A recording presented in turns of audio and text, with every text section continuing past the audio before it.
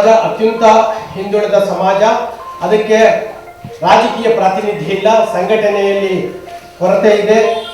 ನಮ್ಮನ್ನು ಯಾಕೆ ಸಮಾಜಗಳು ಅಥವಾ ರಾಜಕಾರಣಿಗಳು ಪಕ್ಷಗಳು ಗುರುತಿಸ್ತಿಲ್ಲ ಅನ್ನೋದು, ನಾವೆಲ್ಲ ಒಗ್ಗಟ್ಟು ಆಗಿ ಏನಾದರೂ ಒಂದು ಅಧಿಕಾರ ಪಡೆದೇ ಇರೋದ್ರಿಂದ ಅದು ಅಂತ ಹೇಳಿ ನಾವೆಲ್ಲರೂ ತಿಳ್ಕೊಂಡಿದ್ದೀವಿ, ನೀವು ತಿಳ್ಕೊಂಡಿದ್ದೀರಾ, ನಿಮಗೂ ಗೊತ್ತಿದೆ. ಇದೇ ರಿಯಲ್ ವಿಷಯ.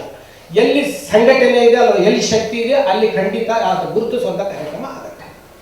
ಅದನ್ನು ಮನಗಂಡು ನಾವು ವಿಶ್ವಕರ್ಮ ಮಹಾಸಭಾದ ವತಿಯಿಂದ ಕೆ.ಪಿ. ನಂಜುಂಡಿಯವರು ಸಮಾಜಕ್ಕೆ ಏನಾಗಬೇಕು ಅನ್ನೋದನ್ನ ಸರ್ಕಾರಕ್ಕೆ ಒಂದು ಮನವಿ ಕೊಟ್ಟಿದ್ರು. ನಮಗೆ ST ಮೀಸಲಾತಿ ಬೇಕು. ST ಮೀಸಲಾತಿ ಮೂಲಕ ನಾವು ಈಗಿನ 103 ಜಾತಿ ಜನಸಂಖ್ಯೆಯಲ್ಲಿ ಈಜಿಕೊಂಡು ನಾವು ರಾಜಕೀಯ ಸ್ಥಾನಮಾನ ಪಡೆಯಕ್ಕೆ ಸಾಧ್ಯ ಇಲ್ಲ. ಅದಕ್ಕಾಗಿ ನಮಗೆ ವಿಶೇಷ ಮೀಸಲಾತಿ ಕೊಡಿ ಅಥವಾ ST ಮೀಸಲಾತಿ ಕೊಡಿ ಅಂತ ಕೇಳಿದ್ರು. ಅದಕ್ಕೆ ಸರ್ಕಾರ ಒಂದು ಮೈಸೂರು ಯೂನಿವರ್ಸಿಟಿ ಡಾಕ್ಟರ್ ನಂಜುಂಡ ಅಂತ ಹೇಳಿ ಅದಕ್ಕೆ ಕೊಟ್ಟಿದ್ದೀನಿ, ಅದರ ಸಂಪೂರ್ಣ ಡೀಟೇಲು. ಅವ್ರ ಮೂಲಕ ಒಂದು ಆಯೋಗವನ್ನು ರಚನೆ ಮಾಡಿತ್ತು. ಆ ಆಯೋಗದ ಮೂಲಕ ಅವರು ರಾಜ್ಯವ್ಯಾಪ್ತಿ ಸುತ್ತಬೇಕಾಗಿತ್ತು. ಹಳ್ಳಿಗೆ ಹೋಗಿ ನಮ್ಮ ಸ್ಥಿತಿಗತಿಗಳು, ಸಮಾಜದಲ್ಲಿ ಏನಿದೆ, ಅನ್ಯಾಯ ನಡೀತಾ ಇದೆ, ಎಜುಕೇಶನ್ ಇಲ್ಲದೆ ಇರುವಂಥದ್ದು, ಆರ್ಥಿಕವಾಗಿ ಎಷ್ಟು ಮುಗ್ಗಟ್ಟಿದೆ, ಆಮೇಲೆ ಕೈ ಕೆಲಸಕ್ಕೆ ಈಗಾಗಲೇ ಇದು ಹೊಸ ಆವಿಷ್ಕಾರಗಳ ಮೂಲಕ ಕೈ ಕೆಲಸಕ್ಕೆ ಕಡಿಮೆ ಆಗಿದೆ. ಹಾಗಾಗಿ ನಮ್ಮ ಕುಲಕಸಬುಗಳು ಹಾಳಾಗ್ತಾ ಇದೆ. ಇದನ್ನೆಲ್ಲ ಸಂಕ್ಷಿಪ್ತವಾಗಿ ವರದಿಯನ್ನು ತಗೊಂಡು ಬಂದು ಸರ್ಕಾರಕ್ಕೆ ಕೊಡಬೇಕಾಗಿದ್ದು ಅವರ ಆದ್ಯ ಕರ್ತವ್ಯ. ಅದಕ್ಕೆ 18.75 ಲಕ್ಷ ರೂಪಾಯಿ ಹಣವನ್ನು ಕೂಡ ನಮ್ಮ ತೆರಿಗೆದಾರರ ಹಣವನ್ನು ಸರ್ಕಾರ ಕೊಡ್ತಿದೆ.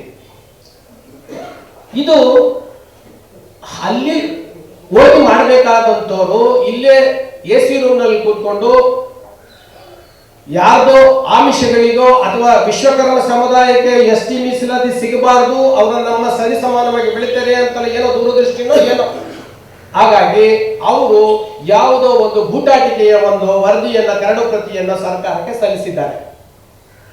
ಆ ವರದಿಯಲ್ಲಿ ಕೊಟ್ಟಿದ್ದಾರೆ ವಿಶ್ವಕರ್ಮ ಸಮಾಜಕ್ಕೆ ST ಮೀಸಲಾತಿಯ ಅಗತ್ಯ ಇಲ್ಲ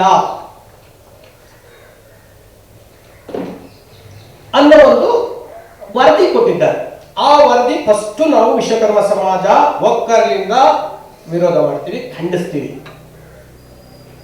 ಇನ್ನೆಷ್ಟು ವರ್ಷ ತುಳಿತೀರ ಸಮಾಜನ? ಬರೀ ಉಳ್ಳವರು ಅಥವಾ ಸಂಖ್ಯಾಬಲ ಇರುವಂತವ್ರು ಮಾತ್ರ ನೀವು ಅಧಿಕಾರದಲ್ಲಿ ಕೂರಿಸಬೇಕು ಅನ್ನೋಂಗಿದ್ರೆ ಸಣ್ಣ ಸಮುದಾಯಗಳು, ಈಗ 103 ಹಿಂದುಳಿದ ವರ್ಗದಲ್ಲೂ ಕೂಡ ಇದ್ದಾರೆ, ಅಂತ ಸಮಾಜಗಳಿಗೆ ಅಧಿಕಾರನೇ ಇಲ್ಲ. ನಮಗೊಂದು ಜನಪ್ರತಿನಿಧಿಯೂ ಇಲ್ಲ, ಒಂದು ಕಾರ್ಪೊರೇಟರು ಇಲ್ಲ. ಇಂಥದಕ್ಕೆ ಅಟ್ಲೀಸ್ಟ್ ST ಮೀಸಲಾತಿ ಮೂಲಕ ಸಿಗ್ಬೇಕಾಗಿರೋಂಥದ್ದಕ್ಕೂ ಕೂಡ ನೀವು ಬೆಲ್ಲಾಗ್ತೀರಾ ಅಂತಂದ್ರೆ ನಿಮ್ಮ ಉದ್ದೇಶಗಳೇನಿರಬೇಕು? ಯಾಕಂದ್ರೆ ಪ್ರಜಾತಂತ್ರ ವ್ಯವಸ್ಥೆಯನ್ನು ನಾಶ ಮಾಡೋದೇ ನಿಮ್ಮ ಉದ್ದೇಶ ಇರಬೇಕು ಅಂತ ಹೇಳಿ ನಾವು ಅದರ ವಿರುದ್ಧ ಒಂದು ಜನಜಾಗೃತಿ ಸಭೆಯನ್ನ ಇಲ್ಲಿಂದಲೇ ಪ್ರಾರಂಭ ಮಾಡ್ತಾ ಇದ್ದೀವಿ.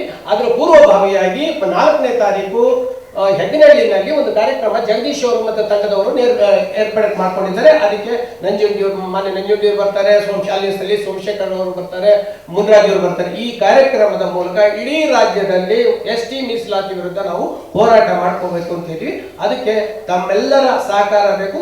ಈ ಒಂದು ತುಳಿತಕ್ಕೊಳಗಾದ ಸಮಾಜಕ್ಕೆ ನ್ಯಾಯ ಎತ್ತಿಡಿಯಕ್ಕೆ ಗೌರವಾನ್ವಿತ ಮಾಧ್ಯಮಗಳು ದಯವಿಟ್ಟು ನಮ್ಮ ಪರ ಬರೆದು ನಮಗೆ ಬೆಂಬಲ ಕೊಡಬೇಕು ಅಂತ ನಾನು ಕೇಳ್ಕೊಳ್ತಾ ಇದ್ದೇನೆ.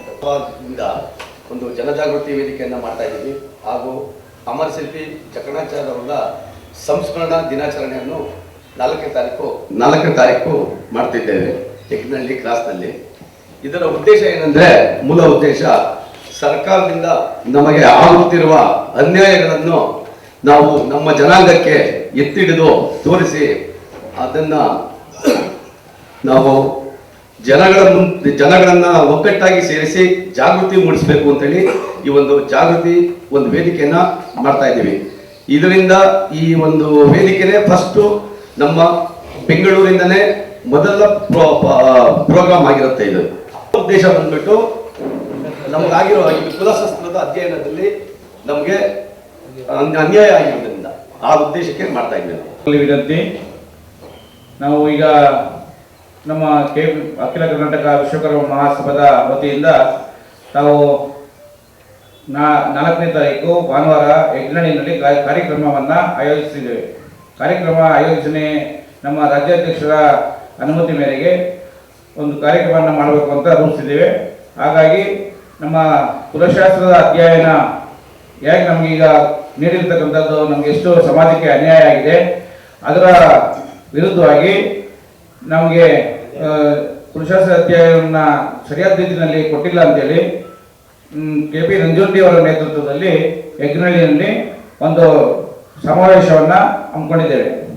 ತಾವೆಲ್ಲರೂ ಸಹ ಮುಂದಿನ ದಿನಗಳಲ್ಲಿ ಎಲ್ಲ ವಿಧಾನಸಭಾ ಕ್ಷೇತ್ರಗಳಲ್ಲಿ ಮತ್ತು ಎಲ್ಲ ವಾರ್ಡ್ಗಳಲ್ಲೂ ಸಹ ಮತ್ತು ಎಲ್ಲ ಜಿಲ್ಲೆಗಳಲ್ಲೂ ಸಹ ಮತ್ತು ರಾಜ್ಯಾದ್ಯಂತ ಕಾರ್ಯಕ್ರಮಗಳನ್ನು ಜನಜಾಗೃತಿ ಮೂಡಿಸಿ ನಂತರ ಒಂದು ದೊಡ್ಡ ಸಮಾವೇಶ ಮಾಡಬೇಕು ಅಂತೇಳಿ ನಾವು ತೀರ್ಮಾನ ಮಾಡಿದ್ದೇವೆ.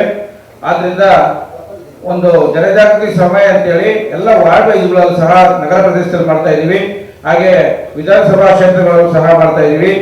ಹಾಗಾಗಿ ತಾವೆಲ್ಲರೂ ಸಹ ಈಗ ಯಜ್ಞಹಳ್ಳಿಯಲ್ಲಿ ಪ್ರಥಮವಾಗಿ ಶುರು ಮಾಡಿದ್ದೇವೆ. ಬೆಂಗಳೂರು ಸುಂದರಗಟ್ಟೆ ಹತ್ರ ಯಜ್ಞಹಳ್ಳಿಯಲ್ಲಿ ತಾವು ದಯಮಾಡಿ ಎಲ್ಲರೂ ಸಹ ಬರಬೇಕು, ಸಮಾಜಕ್ಕೆ ತಾವೆಲ್ಲರೂ ಸಹ ಪ್ರೋತ್ಸಾಹ ಸಹಕಾರ ನೀಡಬೇಕು ಅಂತ ಹೇಳಿ ಕೇಳ್ಕೊತೇವೆ.